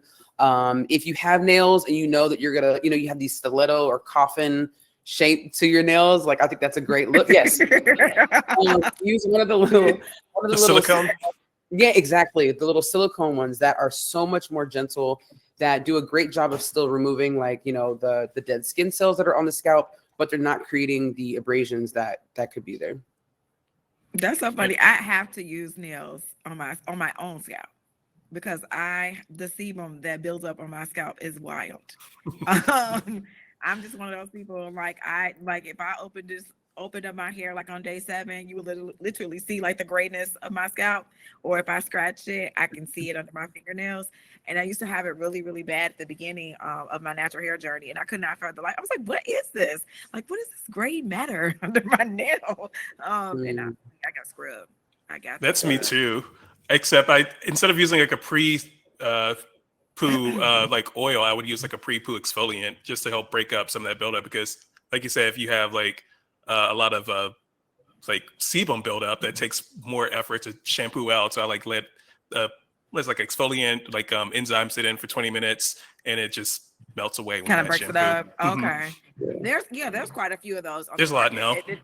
Yeah, and that's such a specific thing too. Like because hardly anybody even knows like sebum is not what they think it is. It's like we've romanticized sebum. This community has romanticized sebum to a level that is just like unreal to me. It's like, oh, the oils and it can't run down our hair because our hair has curves. It's like, guys, it's not. Oh my God, it doesn't even work like that for real, because the people who produce a lot of sebum are the ones who have issues. When we're talking about straight hair, only the people that produce a lot of oil have that problem where the oil is running down the strands of hair. Most people don't have that much sebum production on their scalp. Like that's just a rare occurrence for some people. Seth says, are sulfate shampoos the only thing that truly remove occlusive oils and silicones? Not the only. Honestly, and I got into this issue with my first job where half the sulfate-free surfactants, so the cleansing agents, actually have residual sulfates in it, even though brands still marketed as sulfate-free, so that's a little tea. But if you want again, there's nothing wrong with sulfates, but if you are sensitive to it, you can use sulfonate. I think like Carol's daughter's shampoo uses sulfonate, succinate, anything that usually starts with an S. That's like a good low mnemonic. If it starts with an S, and like the first 3 ingredients is probably like going to be good enough to clean the any buildup of like silicones, because a lot of the gentle ones like sodium, cocoa isothionates, it's pretty gentle, but like the succinates, the saracinates, anything that sounds like a sulfate pretty much has like similar anionic properties to help like bind to those silicones and help break it up. Got it. And also too, like I'm gonna say this because I do use some products that have some silicone in it. Silicone's not necessarily the devil in itself. I It is agree. just the way that we are using some of the products. Somebody just sent me some products recently, and I had to check in with my ingredients people, like, hey, what's up with this? Are y'all using it? And they're like, oh my God, yeah, I'm using it. It actually has dimethicone in it. And dimethicone is tricky, actually. And I think it has more to do where the dimethicone is placed in those ingredients. Because on some people's hair, especially those people who have more layers of cuticle, I'm one of those people, that dimethicone gets stuck on lodged onto their hair, making it hard for the water to get into my hair. But depending on how it's formulated, it can make a difference. So we're looking at ingredients, but we're not looking at an entire formulation. It's kind of like if, and you probably can vibe with this, Kristen, because you bake, you cook. You don't look at because I made a cake yesterday, actually, from scratch. Right. You don't look at the ingredients and go, oh, I can't believe they would, you know what I'm saying? Like, no, you're looking at the recipe as an entire piece because nothing happens. Like, you need those eggs to bind. You need that sugar for sweetness. You need that flour because where's the cake coming from? And then you need the lemon. You need the lemon juice from the lemon because that's your flavor. You need the vanilla extract to kind of tone down the lemon. You actually add a little extra lemon extract because you extra. That's me. And so every single ingredient in a cake matters. How it's actually layered matters too. Like taking your flour because you bought regular flour and having your child sifted for child labor. That's what you do because you want a light, fluffy cake. You don't want this stiff, you know what I'm saying? So every piece of it matters. So I want you guys to not look at ingredients as like these individual things. They actually come together to do something very important in that product to deliver a result. Okay. So we're not totally like, oh my God, it's got silicone. Silicones in some places just like, ugh, especially at the beginning of where a lot of you sit and your hair is not in the best condition right now. A lot of our new clients, the hair is we're rehabbing hair. And that's a lot of what we've been doing behind the chair for these last, well, my whole time behind the chair. It's less rehabbing now. Actually, no, there's more rehabbing. I'm feeling very 2015 about hair right now. It's giving 2015 version of hair. Like it was getting better, and then I got another wave of people that's like on the 2015 track. And so we're just trying to get the hair in condition right now. Everybody's like a lot of hair is just not in the best condition, which is why you can't do. Some of you guys are not ready for color. Some of you guys are not in a position to press your hair. Some of you guys are not even in a position to wear braids, weaves, crochets, or none of that because your hair is just not in the condition for those things at the moment. So that's where we are at the moment in terms of hair. I think as we get to a place where our routines, we have, solidified what our individual routines are. Again, cleansing, conditioning, styling. That's all we're doing. We're doing the same thing. Actually, all three of us are doing the same thing. We're cleansing, conditioning, styling. That is all we're doing. And how we go about it may be different from one person to the next, but it's the same tactic every single time. Kim says the YT influencers have naturals checking for silicone. All the silicones are bad. And listen, we've talked about silicones. I know Kristen has talked about silicones too, but it's just where is the silicone? Okay. Where is it when we're using it that matters? And so I've even changed my language. I don't know about you, Kristen, and what I talk about now, because people like to take a thing that you said, like run clear through the heels with it now. Yeah. And you're like, okay, let me dial it back just a little bit because the grander messaging here, and I love that all three of us are present, honestly, just out there in the social media space, because one, folks get to see people that look like them, number one. Number two, we're not speaking from our personal experiences. We have lots of experiences that we speak from because of the work that we get to do. And then the other part of that is having this conversation and bringing a chemist into the conversation is a big deal, just because there seems to be this idea that hairstylists and chemists they're not on the same page. Right. And I think it's just as simple as anybody that's out here that has a platform being available and open to having conversations with folks that are in different places, but we're all in the same ecosystem. Hmm. And I Okay. will say this to the silicone thing that you mentioned, dimethicone. There are 100 different types of dimethicone at least. And you Mm. can't tell by looking at the ingredients, even the placement of it. You don't know what type of dimethicone they're using because it comes in different viscosities. Like you can have the thinner ones that's pretty much like water consistency. You can have the thicker ones that feels like a gum kind of. And people, we're free to use whichever form, and they all have the name dimethicone on the ingredient list. So just because you don't like a product with dimethicone doesn't mean dimethicones are all bad. Mhm. That's good to know that because that the product that I just used was a very light. It was a mask, and mask for the record, y'all think masks are like, oh my god, it's a mask. Masks are some of the lightest products on the market generally. For the most part, I'll say they're fairly lightweight.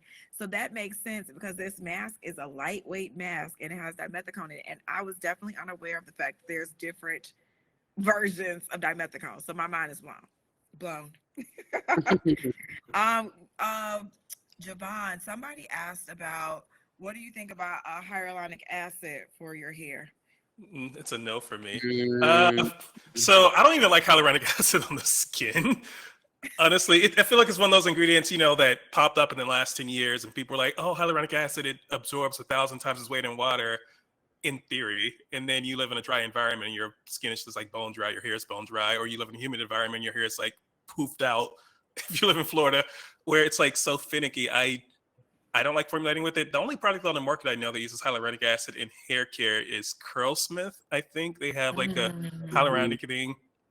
It's like a styling gel on par with the honey gels from like Mayel and Camille Rose that don't really have any hold, but it gives you like a little bit of moisture, like botanical.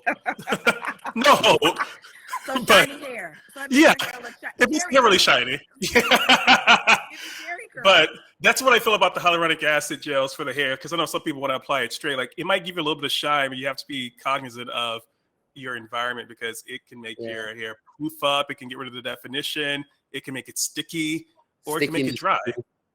Right. That makes okay. You, my. So I'm not the ingredient girl. I'm like, did it work, girl? But I can tell a lot about products when I put them in my hand. So like Hmm. I can pick it up. They're like, oh, this is gel. It has hold. And then I do this, and it's doing like this. I'm like, where's the hold, guys? Because it's not. My fingers aren't even catching on to what's going on here. So, that's actually that makes so much sense because I have some of that my yellow gel somewhere around here. And I every time I try to go, I'm like, I just can't see how this is about to, you know what I'm saying? Like eggs a binder. You know what I mean? In baking, eggs a binder. And if you're somebody who is see, I mean no one said if you're somebody who is vegan and doesn't use eggs, flaxseed is a great substitute. I've used it before. I've made veggie burgers with flaxseed. You need a binder, and that binder has to do the same thing that it would do if you use what originally is a binder. So that makes all the sense. Somebody asked about, can you speak on EDTA? Do we know what that is? Hmm. Mm. What's It's that? a chelator. So somebody asked about chelating shampoos earlier. Yeah. Like when you use it, you would use it if you live in like an environment with really hard water. You can Google your city's hard water level. Like if you're in Florida, most of the country has hard water, honestly, but Florida definitely you need it every once in a while. Chicago, And Chicago has hard water. I think New York LA. actually. Yeah. Yes, Yeah. DC. I lived in DC for 4 years. It has hard water. Ooh. It's brown water. But if you live in an Oh, area where your water supply is like super hard, like every so often, like I don't know how often y'all would recommend it, but like a chelating shampoo is good for that. It's clarifying on another level because it's not only removing the buildup, it's removing that mineral buildup too. But it's added to like 0.3% to like remove and bind to those minerals that we want to rinse down the drain. Otherwise, it just sticks on the hair even after regular shampoo. okay. And in a salon, that would be because we don't. Malibu, I think, would be the salon one. Yeah. So Malibu, so the chelating treatment that I use is from Olaplex. It's their full Hmm. spectrum chelating treatment. It's Okay, amazing. okay, I I use it. personally would not suggest anyone who is not a pro to use a chelating treatment. Hmm. I think using a clarifying shampoo is being put in the hands of non-pros. I think that should be the max. I think a chelating treatment can be overused because it removes so much, and with it being full spectrum like the Olaplex one, your hair doesn't feel like crap afterward, which is great. But it, like Javon is saying, it's removing mineral buildup, it's removing hard water. It goes as deep as removing chlorine, and chlorine, once it is actually settled into the hair, cannot be removed, but the one that they made can be removed. So it's clarifying, and then it's chelating on a completely different level. And if you're, as a non-pro, are using a chelating, you need to bring that hair pH back down so far. And if you're not doing that, your hair is going to be in an alkaline state, like how Javon was talking about, and that's going to lead you to breakage. So for chelating in general, yes, I 100% agree with you. Like, chelating at least, once a month or once every 2 months can be hella beneficial.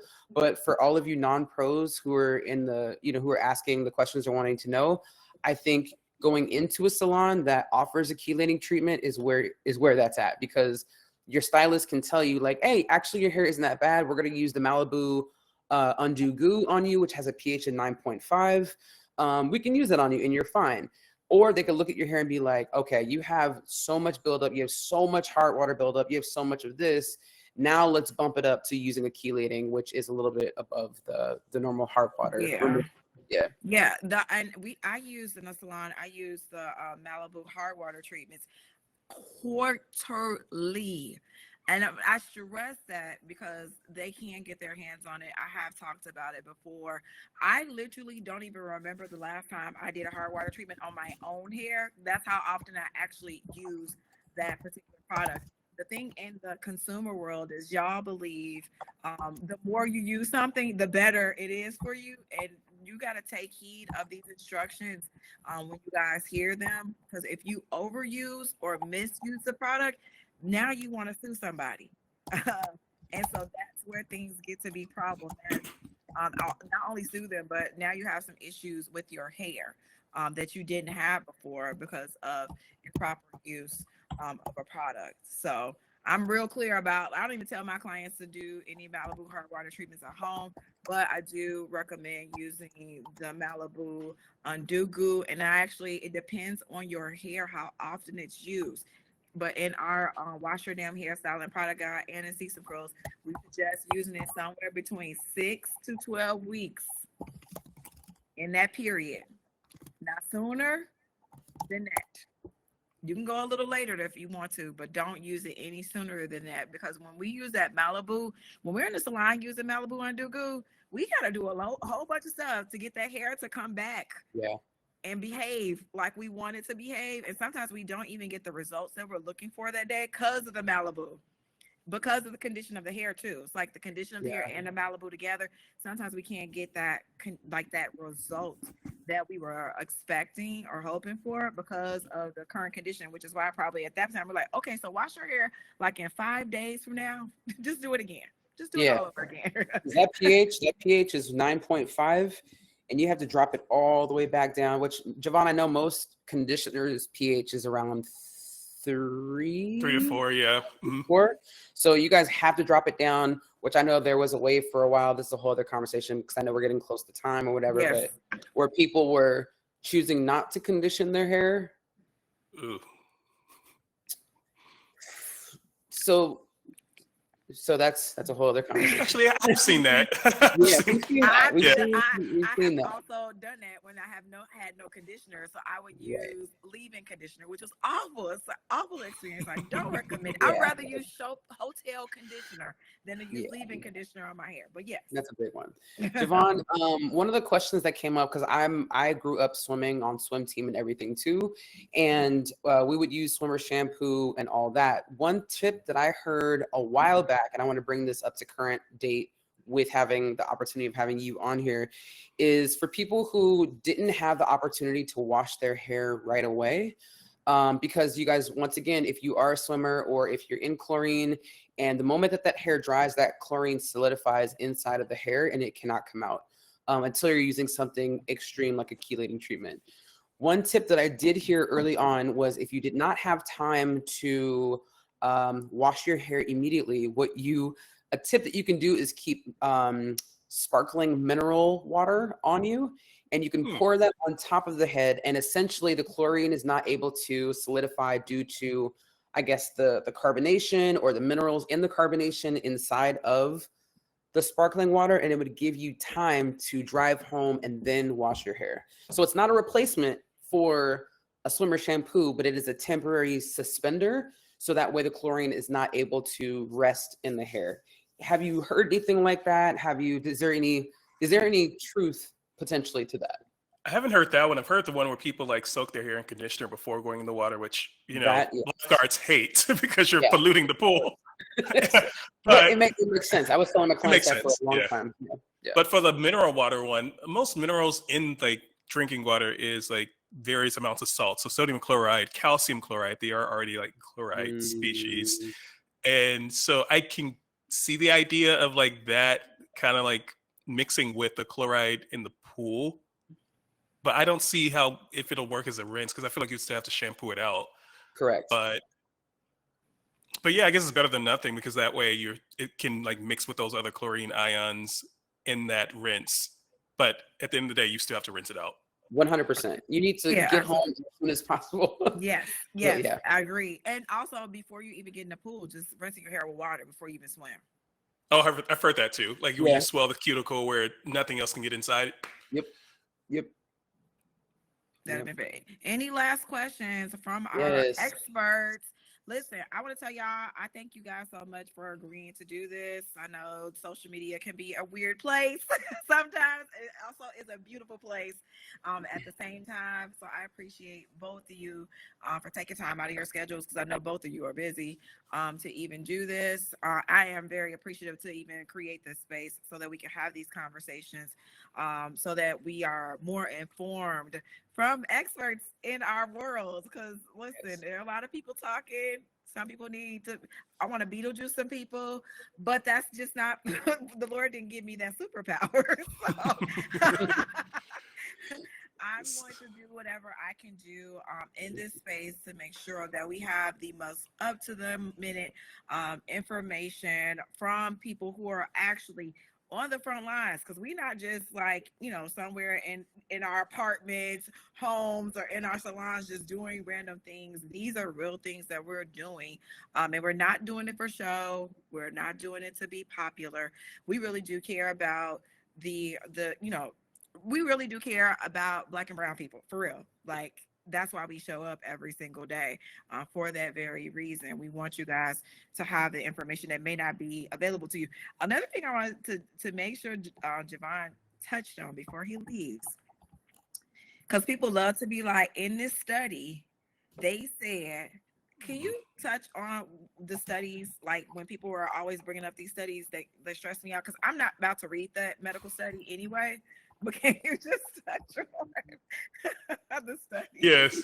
So I've talked about this on my channel before, how like most people aren't versed in how to read a study, because it's not meant for laymen to understand. And I know that it sucks, but it's meant for scientific peers in their specific industry to digest. And half the studies, you don't have like access to it. You just read the abstract. You don't get the full picture of the parameters they tested, like any biases of like the researchers. Was it double blind? Do people know what double blind means?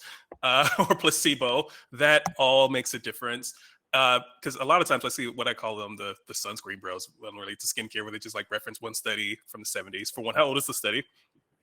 There aren't enough studies in hair care in general. And I'm guessing you're probably going into like the hair growth studies, because let's talk about the actual people like aren't even representative of who, like us. That, like, we're not included in these studies. Right. Oh no, these studies are pretty like they're pretty much only done on European people.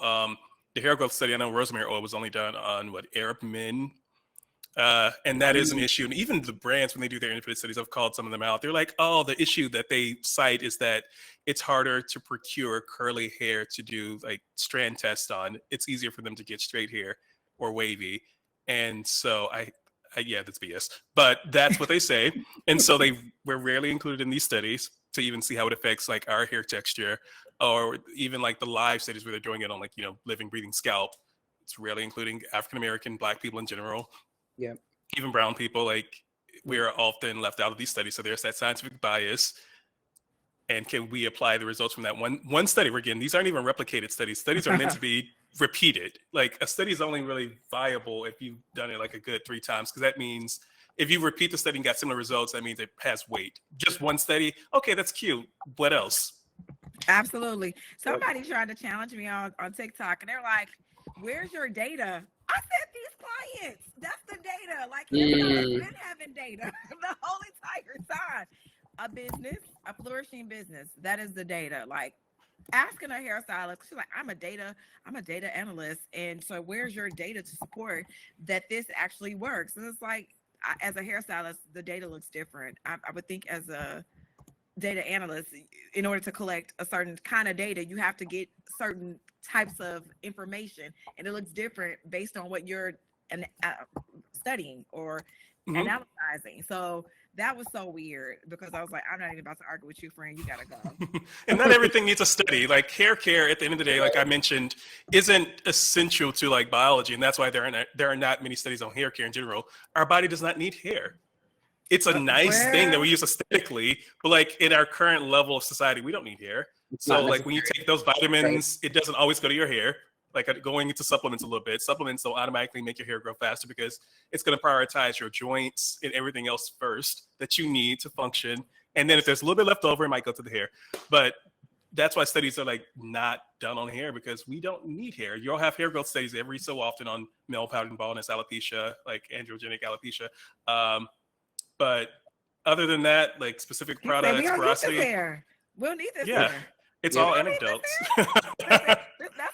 That's gonna be what I'm gonna put out there. Y'all don't need this hair. They're gonna be so mad at you, Javon. I made a video telling people like your hair is dead, and they were like, "What?" I'm like, "It is. Like it is. That's a fact. That's a fact." So wait though. So what is the conclusion? I had some people over here who were like, "So coconut oil, yes or no? What is our actual?"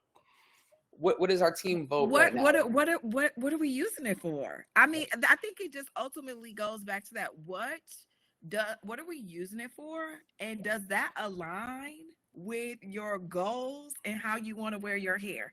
I'm always going to come back to those like 3 things for anything that anybody wants to use. Shoot, why am I sitting here drinking this big ass thing of water? Well, I need to hydrate myself first of all.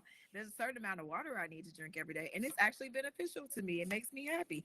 So like the same goes for and that goes for anything you put on your hair.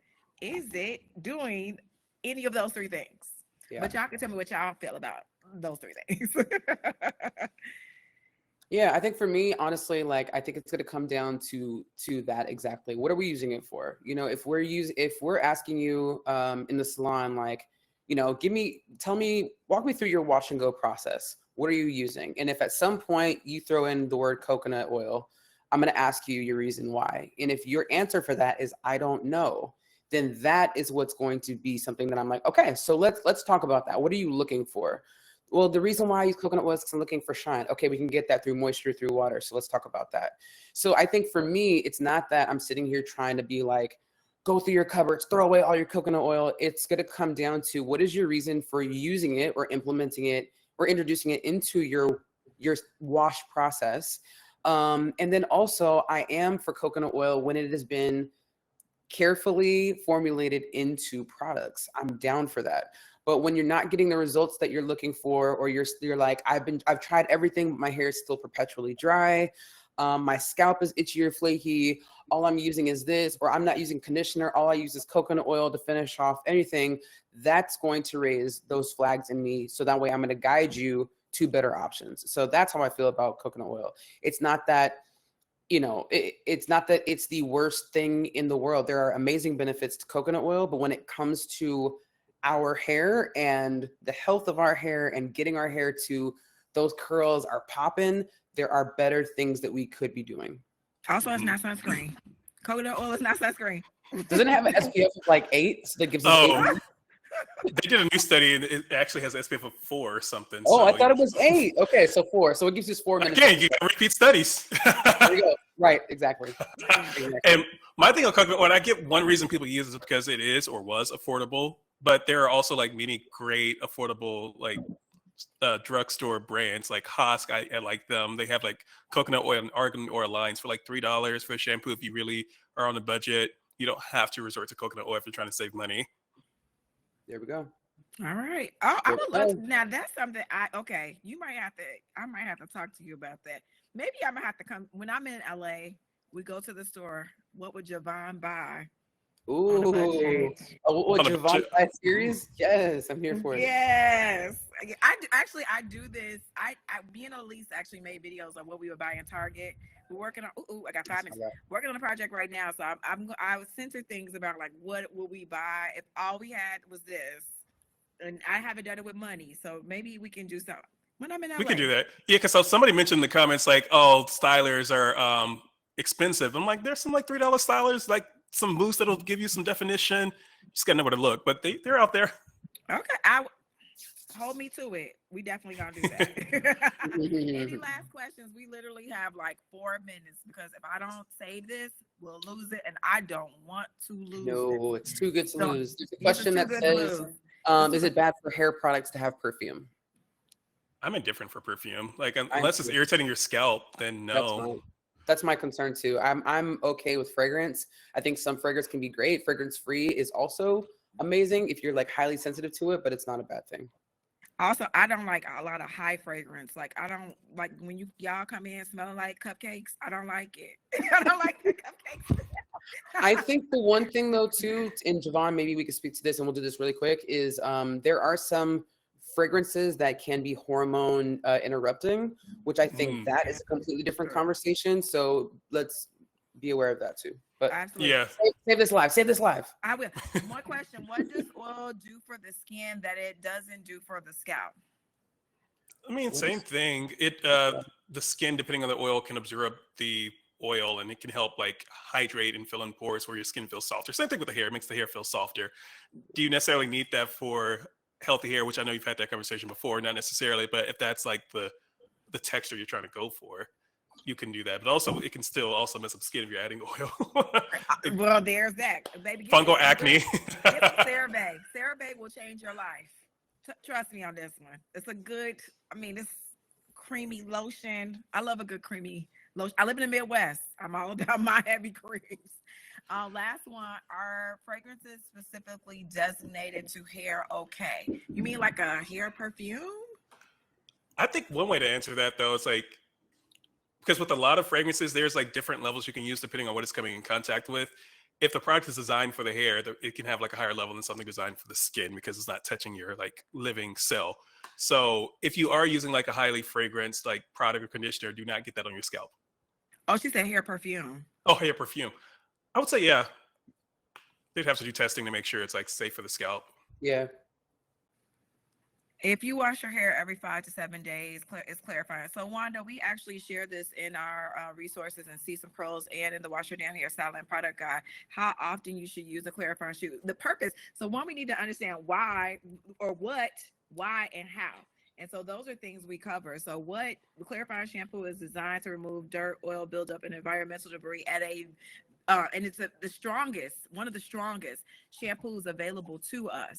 And so we use that when we have been doing stuff for a period of time. So say if you wear twist outs every single week and you always use a cream. Yeah, because y'all cream and oil. You definitely need a clarifying shampoo for that because you need to remove all that dirt, oil buildup, and environmental debris from the hair. We gotta go because I want to make sure. Forget to save this live. Yeah. Thank y'all so much for this. Thank you, everybody. Thank you. If anything comes up, you know where to find us. Bye, y'all. Bye.